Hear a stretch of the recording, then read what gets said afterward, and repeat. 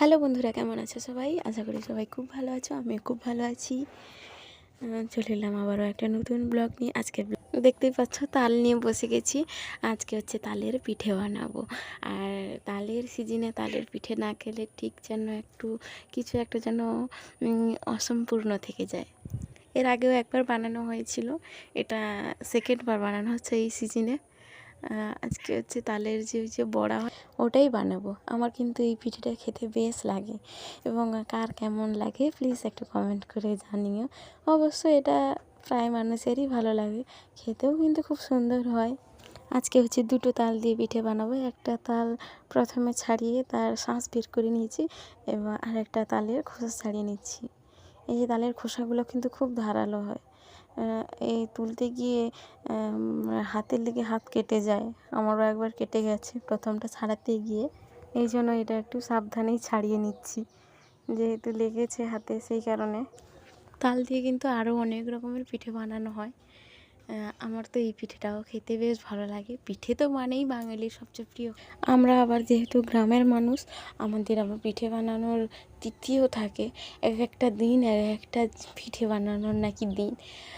অবশ্য ছোটোবেলা থেকেই শুনে আসছি, এবং সব জায়গায় এটি প্রচলিত আছে যে কবে কি পিঠে বানানো তার একটা দিন থাকে। অবশ্য তার বাইরেও এমনি আলাদা সময় পিঠে বানানো হয়ে থাকে।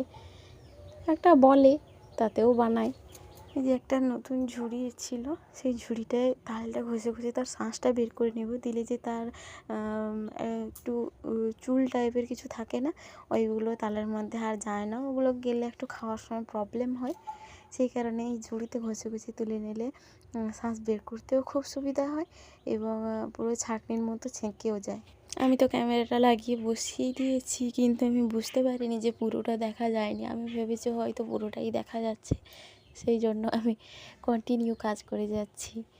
কাজের পর যেহেতু হাতটা হয়েছিল আর এত গুরুত্ব দিয়ে দেখিনি, পরে যখন চালিয়ে দেখি যে পুরো ভিডিওটাই আসেনি, মানে পুরো ছবিটাই আসেনি ক্যামেরার মধ্যে। কি করার করেছি যখন, আর তো আর নতুন করে করতে পারবো না, তাল তো আর নেই, যা ছিল বের করে নিয়েছি। সে যাই হোক, পিঠেটা বানানো হচ্ছে এটাই অনেক। এবং আমার এখানে আমার সঙ্গে হাতে হাতে কাজ করে দেওয়ার মতো কেউ নেই, তাই নিজেকেই একটু একটু করে গুছিয়ে পুরো কাজটা করতে হয়। বাড়িতে অনেকেই আছে, কিন্তু বাড়িতে কেউ থাকে না সব সময়। পিঠে বানানো বা যাই হোক না কেন, সেই নিজের কাজটা নিজেই করি। না, অবশ্য দিদা থাকে, কিন্তু দিদা করতে পারে না। সে কোনো কিছু না পারলে জিজ্ঞেস করলে বলে দেয়। এই যে দেখো, বলতে বলতে তালের শাঁসগুলো কত সুন্দর করে বের করে নিয়েছি। এটা একটু বড় গামলা, এটাতে কিন্তু অনেকটাই বেরিয়েছে শাঁস। এরকম বোঝা যাচ্ছে কিনা বুঝতে পারছি না, পাত্রটা কিন্তু অনেক বড়ই আছে। কিন্তু এগুলোকে একটু মানে জ্বালন দিয়ে ফুটিয়ে নিতে হবে। এই যে এদিকে নারকেলটাও কুড়া হয়ে গেছে। এবারে তালের শাঁসগুলো একটু ফুটিয়ে নিয়েছি, তারপরে একটু হাতে যেহেতু মাখাতে হবে সমস্ত উপকরণগুলো দিয়ে, তাই ফ্যানের তলায় একটু ঠান্ডা করে নিচ্ছিলাম। এই সমস্ত জিনিস দিয়ে মাখানো হয়ে গেছে, এবং ভাজতেও বসিয়ে দিয়েছি। ভাজতে বসিয়ে দিয়েই তখন মনে পড়লো, আরে যা, আমি তো ভিডিও করতেই ভুলে গেছি। তো ঠিক আছে, কোনো ব্যাপার নয়। তাই মনে পড়তেই ক্যামেরাটা চালু করে দিলাম। হাতের অবস্থাটা দেখো কেমন হয়েছে। এই যে দ্বিতীয়বার ছাড়ার সময় ক্যামেরাটা নিয়ে এসে ভিডিওটা করলাম। একসঙ্গে একটু বেশি বেশি করে দিয়ে দিচ্ছি, যেহেতু অনেকগুলো করতে হচ্ছে। একসঙ্গে বেশি বেশি করে দিয়ে দিলেই সময়টা অনেক কম যায়।